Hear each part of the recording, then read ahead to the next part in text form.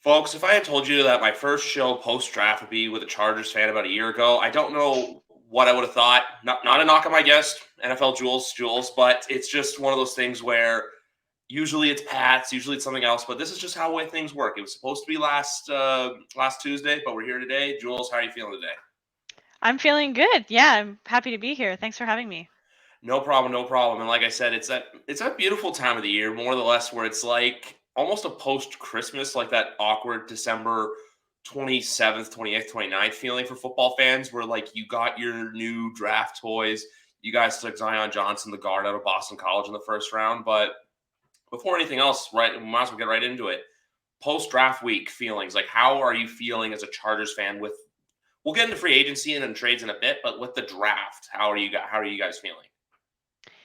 I think we're pretty happy. I mean, I'm very happy. I think that we got exactly what we went in there to do. We, of course, everybody wants people to take those more, I'll say, exciting in quotation positions, getting a wide receiver in the first round, trying to get that kind of stuff. And for us, we took exactly what we needed. We needed to fill out our defense more. We needed to take some O line to protect Herbert. Um, and yeah, I'm pretty excited. I'm pretty pumped. Yeah. Taking all those defensive backs was great for us. We really needed to bump that up. So I kind of feel like that's going to help really divulge Derwin James and let him more be him, like be his own player, and then kind of let the other DBs kind of like fill in their roles to kind of like take pressures off him when he's getting either double teamed or letting him get up and blitz more. That was just my feeling about going more DB. So I kind of get where Tom Telesco was going with that. yeah, 100%. And that's something that Brandon Staley said in a couple pressers back, that he mentioned that the same way that they want to build the offense around Herbert, they wanted to build that defense around Derwin. Because he's just such a leader on that defense, and he takes charge of everything, and he can do almost everything that you ask him to do. He's such a versatile safety, right? He's kind of everywhere on the team. So, yeah, definitely getting all those defensive backs takes that pressure off of him and makes things a little bit easier for him and his partner Nas on the side there.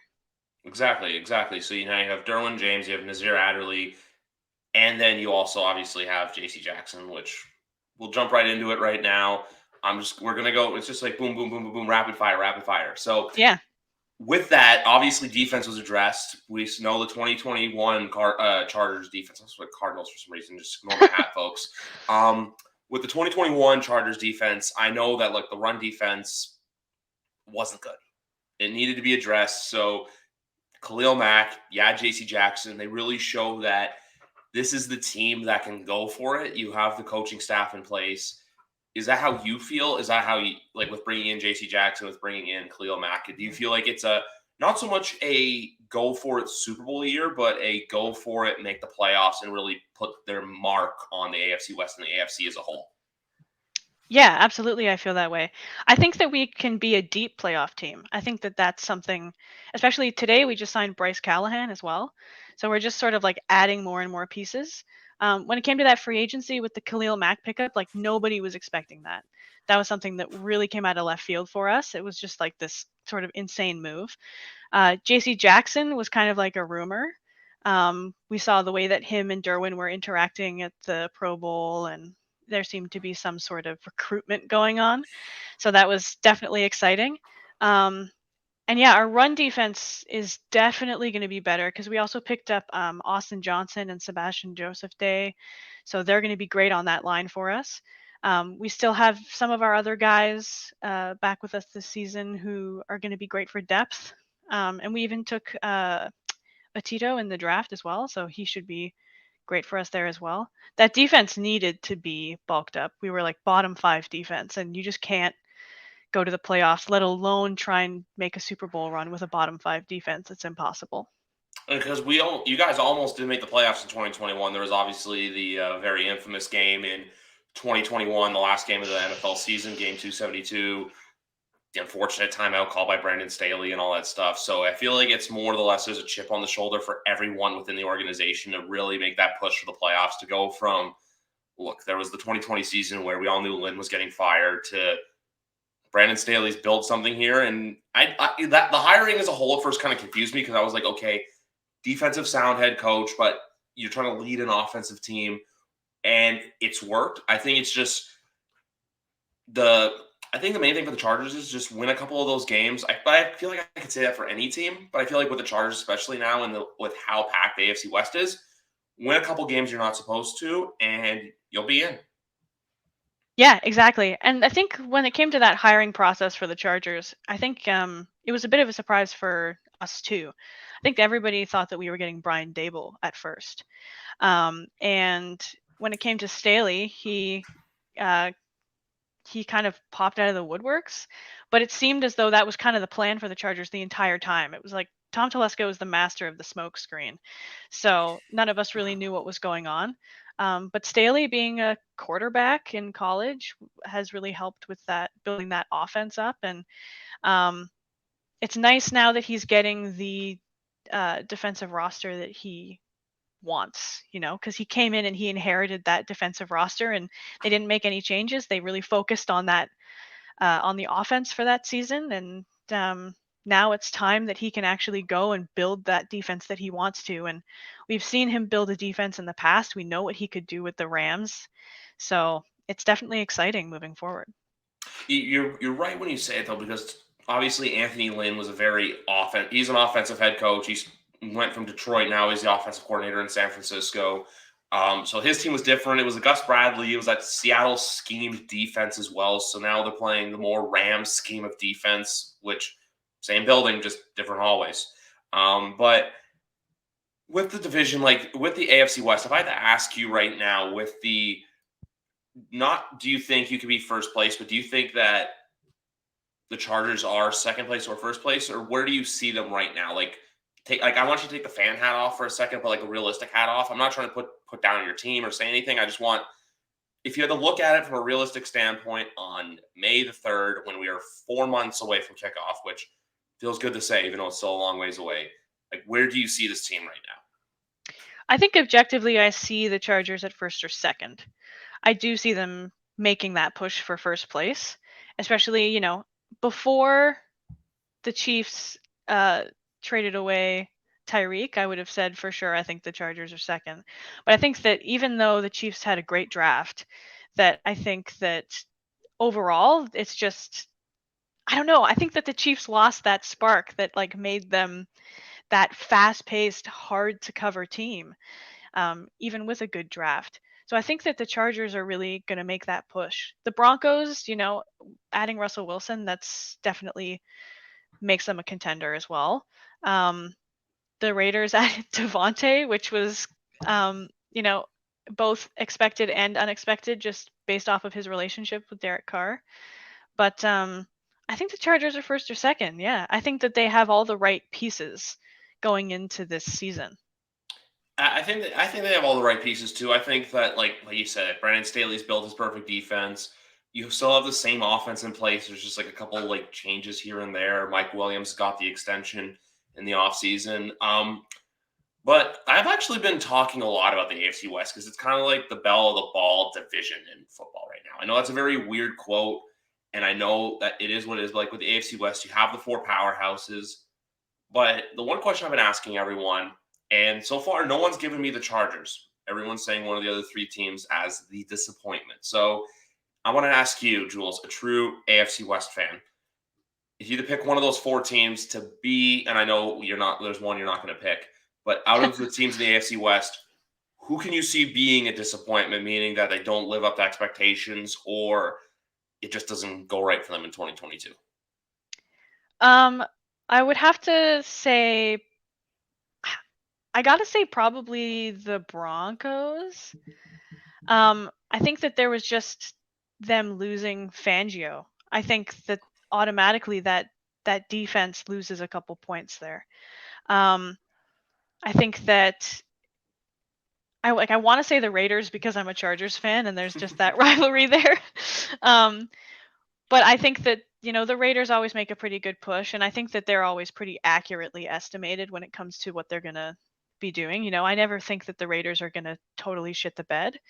I also don't ever really think that the Raiders are gonna go to the Super Bowl, and so far it's been kind of in the middle for them for the last however many 30 years or whatever. Um, but when it comes to the Broncos, yeah, I think that adding Russell Wilson made everybody overestimate the Broncos, I think. I think that that's what it comes down to. Is it's not that they're going to do super poorly. I just think that people are hyping it up too much now. Yeah, because I don't think it's like as I feel like the team with the Denver Broncos is not like 2012 where it was Peyton Manning just had to get inserted and then the team automatically boom Super Bowl contender. The Denver Broncos has actually been the popular answer on this podcast for the last few ever so while that I've been asking that question.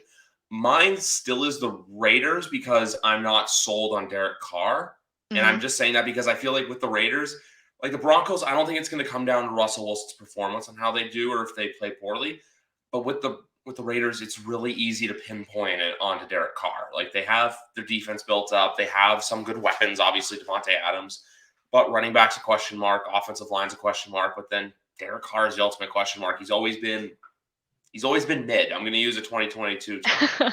He's always been mid for a quarterback. Like he's never been the guy. If he wants to play like he did in his 2016 MVP year, then yes, I'm going to buy into them. But for right now, I'm still proceed with caution with them. And with the Chiefs, I'll say this because I said this last year with the Chiefs. I feel like Mahomes was going for those plays too hard where he was trying to hear the da na na na na na. Shout out TSN for you and I. Sport, like, the Sports Center highlight of the night with an Yep. RE, folks, with an RE.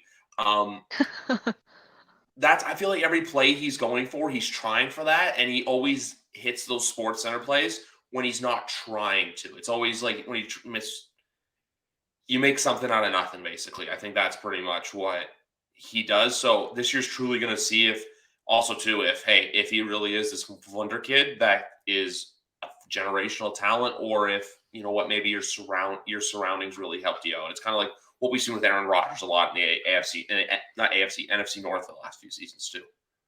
Yeah, absolutely. I think what's interesting with Derek Carr and what you brought up too is that we, at least on Chargers Twitter, we often say that he's a DP merchant. So he's just always drawing those penalties, which really like help out the team, obviously. Oh yeah. But yeah, when it comes to Derek Carr, he's always kind of middle of the road. It's like what you said, he's mid. He's not. He'll make a really great play every now and then, and that'll make people have this argument that he's like one of the top quarterbacks. But overall, and he always gets tons of passing yards, which people use that passing yard stat as being like, well, he's unbelievable because he has these passing yards. But there's so much more to that too, right? So yeah, when it comes to Derek Carr, he's definitely the question mark for that team, and I know a lot of Raiders fans agree with that too. Yeah, there's some Raiders fans that are just absolutely infatuated with him, and I don't think can see past that. But then there are some, you're right, where there's still like they don't know exactly like where to stand with him. Like I think the Chargers this year, ultimately going back to your team, they're playing with house money. I feel like there's not really a point where I don't know. I don't like look, you're my guide into Chargers fandom, Chargers Twitter. I feel like when you say a fan base now, it's always like, oh, what's Chargers Twitter saying? It's like in Toronto, obviously we've had crazy 24 hours, so Maple Leafs Twitter's been completely exploding. But with Chargers Twitter, I feel like am I kind of right when I say that? It's kind of like you're expecting to do good, but there's not that huge expectation of we're going into the season fully expecting to be in Phoenix, Arizona come February. Yeah, that's exactly right. I think that with the Chargers, with our fan base, it's very much this sort of it's a letdown all the time for the Chargers, Like we've never Yeah. had that massive run that is super exciting. We've never won a Super Bowl. So I think that like every single season we look at the team and we go, okay, this could be the year. Like this is amazing. And then every single season it's kind of that like disappointment. Yeah. So going into this season, I just tweeted out like I think that the Chargers are going to be really good this season, and people are agreeing. I think that this is the first time in a while that you can look at the team and you see elite players on both sides of the ball that Yep. are able to actually make these plays and do what they're supposed to do because they have the support around them. And there's a little bit of depth now, which is kind of nice too. Yeah, exactly. Including one of the most rich backup quarterbacks in NFL history. I believe Chase Daniel re-signed another deal. They're professional finesser. Like, I mean, for anyone who's mad about it or says he's a bad player, it's like, yeah, he sat on the sidelines, and I think he's made like $40 million in his career. I'd like to do that. Sign me up for that job. But if I had to ask you quickly about Justin Herbert as a whole, obviously going into his third year, 2 years ago when he came out of Oregon in the draft, there was the whole, oh, does he want to leave? Does he want to go to the West Coast? I was always like, he's going to be fine. But with Chargers fans for his third year, like are you still looking for improvements on him, or do you kind of realize not that he's reached the ceiling, but like in a sense of you already kind of know this is what we're going to get, or you kind of just like expecting the unexpected for him, where he could come in this season and just light the world on fire, or be the same Herbert we've seen for the last 2 years? I think, I mean, if you if you want a totally biased answer, I think he's going to come in and light the world on fire. But if you want something more objective, I also think he's going to light the world on fire. I think that Herbert's a star. I think that he was just lacking some people around him. He was at the right side of that offensive line was pretty terrible last season. So he was still, even though the left side was great and he wasn't having to run as much as he was the previous year, he was still running around quite a bit. When it comes to our wide receiver depth, we're lacking some speed there. We've got Jalen Guyton, but Jalen Guyton is very much, half the time he is cinder blocks for hands, so you're never sure if he's actually going to go out there and make that play. But no, I think that Justin has all the right things going for him, and I think that every single season, I think he's just going to keep getting better until he hits that ceiling, but I don't think he's hit it yet. Yeah, I think that something that is interesting about him that I've noticed is that he seems really calm and he seems really collected, and he's pretty chill out on that field, and he does well in the face of pressure, but he does beat himself up quite a bit, and he takes on a lot of the team's struggle and the team worry. He blames himself for a lot of it, even if it's not his fault. And I think that that's something that sometimes can inhibit him in certain situations, specifically against the Pats. I think that both Pats games, as soon as he goes out there and he's realizing that he's not doing too well, oh, there he goes, he threw an interception. So I think that kind of pressure and that kind of doubt does still seep in because he's such a perfectionist. So I'd like to see him work on that sort of side of the game more than, we know that he has a cannon. He doesn't need to really work on throwing the ball better. So I think that when it comes to that kind of stuff, it's great. Something that people don't talk about is that Raiders game. That final Raiders game, those last 2 drives before overtime when he scored 15 points in like 6 minutes. He wasn't using his headset. And that's something that people haven't really been talking about. They talked about that with Joe Burrow when his headset went out in that, I think it was, what was it, the Titans game or the Chiefs game? I think it was the Titans game. Correct me if I'm wrong, but I think it was the Titans game. Yeah, his headset turned off in that game, and there were like 4 plays or something that he called himself, and everyone was freaking out about it, saying he's the GOAT, he's amazing. And I always wanted people to know that like Herbert was doing that on those final 2 drives for going into overtime, and you can see it in the All In documentary that the Chargers do. That Staley's walking up and down saying that Herbert's going no huddle and he's just going to call the plays and read defense. And that's what he does best. So I think that just building on those and getting that doubt out of the way, that'll be great for Herbert. Exactly. I did look it up while you were talking, though. It was the Tennessee game for Joe Burrow where his headset did go out. Just wanted to clarify that for the folks. Great. But I agree with you, and I also get that because it's going to sound weird, but like, we honestly live in a society now where a lot of people, like, if you don't see things as perfection, you beat yourself up on it. I'm guilty of it. Everyone out there is guilty of it. It's just one of those things where, obviously, look, he's a professionally paid athlete, quarterback of an NFL franchise. There's only 32 of those jobs out there. I know there's multiple quarterbacks on the roster, but 32 starters. And with that, though, I just want to bring that up because, like, you can directly relate to how it feels because when you're always striving for perfection, whether it's in work, personal life. For me, on this podcast, I try to make every episode as perfect as I can. So with that kind of stuff, I get that. But at the same time, too, you're right. I don't see any mechanic problems with him. Like with Derek Carr, I just want to go back to the throwing points. It's great for fantasy football, but it's the on-field football more or less with him. I don't know how much of a fantasy footballer you are, but I try to incorporate that into the show. So when you said that, it just kind of clicked in my mind. That's also my ADHD going. But no, I just agreed with the point when you said that, where it's just like, look, his mechanics don't need to do anything. If anything, it's like, when you bring your car into the shop and they say, hey, do you want to, I'm here for an oil change. And they're like, oh, hey, but do you want a full point inspection and stuff like that? It's like, I feel like Herbert's the same thing where it's just like, you don't need you when you know there's only one thing wrong with the car, not 10. You want to focus on getting one thing fixed, not Mhm. the other 10 things around it that can get fixed later, or that in your mind are fine. That's how I interpreted your vision of Herbert, and that's how I feel like a lot of Chargers fans feel about Justin Herbert through you, Jules, if you understand what I'm saying. Yeah, no, exactly. I totally agree with everything that you're saying. And when it comes to with your fantasy point, yeah, I'm new to fantasy, but I did win my league last year, so I know a Oh, little bit.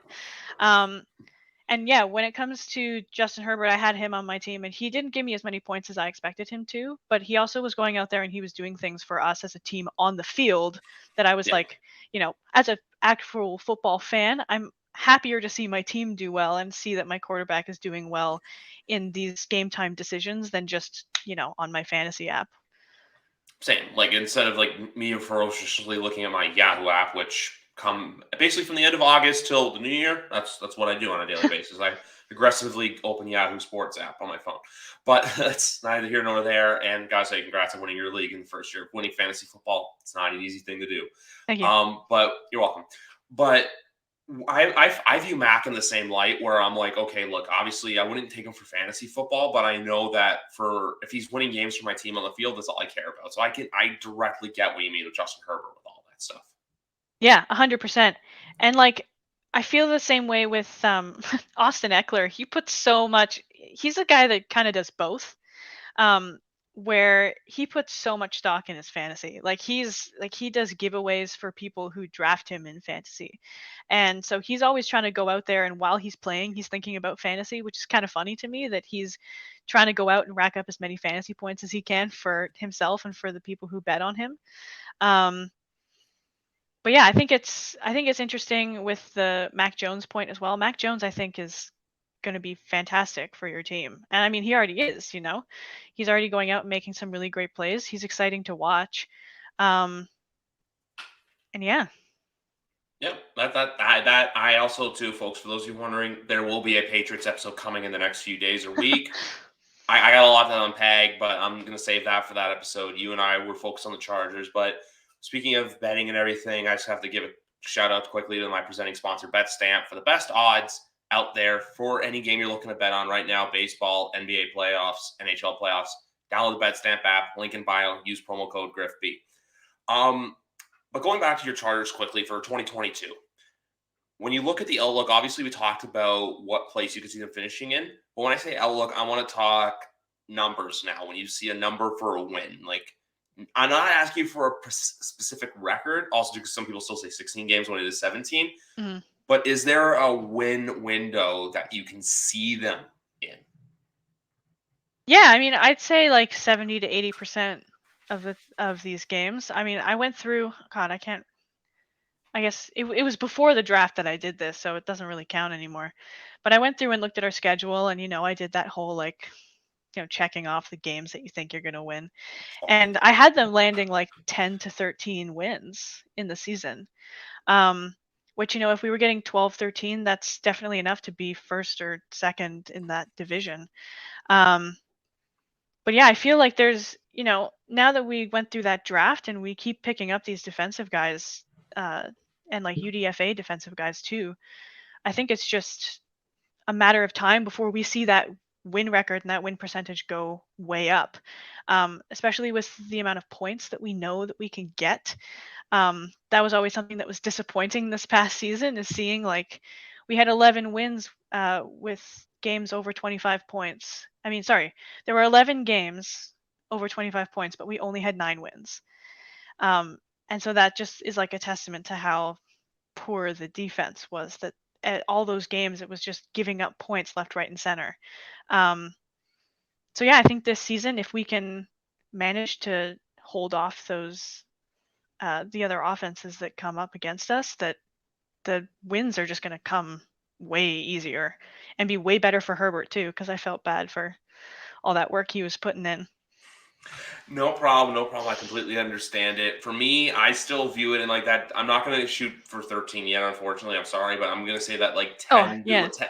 I'm in that like 10 to 11 win range for them. I feel like I said, like, for example, the one game I'd like to see them win was, like, you know how they had that game last year? I missed some of it, obviously. The Chargers-Chiefs game, the second one, the Thursday night game. Hmm. Um, Games like that, and missed it. I always remember because I was at Spider-Man that night. But Worth with it. yes, very worth it. Um, with games like that, I feel like you have to win. Another game that comes to mind, and you're going to hate me for bringing this up, but is the Patriots Halloween game where he had the pick six late that pretty much was the nail in the coffin for that game because that was Mm. very good back and forth. Obviously, 2020, that was a. We're not going to go there for. I'm not going to make you relive what you view as pain and I view as joy. But with the Patriots Chargers Halloween Day game at SoFi, it was a good back and forth football game. I'll always remember that Adrian Phillips pick six that that Herbert threw, and that was kind of the difference point in the game. So I feel like too, if he can limit plays like that, I feel like it's also a big step in his favor to not saying solidify his role, but because he's got the role of Chargers starting quarterback, but solidify his place to where he can make the Chargers an elevated team and be that force in the AFC. Because when I look at the AFC, there's only maybe 4 or 5 teams I can make cases for not making the playoffs in 2022. Yeah, it's a very, very tough conference.